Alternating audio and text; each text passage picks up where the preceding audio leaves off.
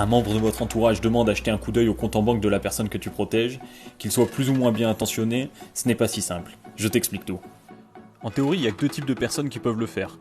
Ceux qui ont une procuration, et là en fait elle s'annule à la mise sous protection, et en cas de compte joint. Mais là il faut les désolidariser à la suite du jugement, quelle que soit la mesure. Même vous en tant que protecteur, il y a certaines infos qui relèvent aussi de la vie privée de votre proche.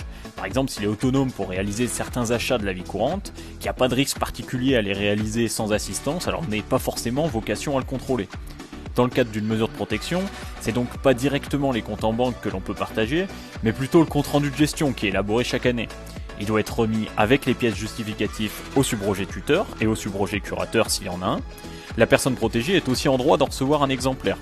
Faut juste l'adapter à sa compréhension, ça sert à rien de lui envoyer un Excel avec 500 lignes si votre proche n'en a rien à faire. Faut aussi anticiper que peut-être des tiers qui seraient pas autorisés pourraient passer par votre proche pour obtenir des infos.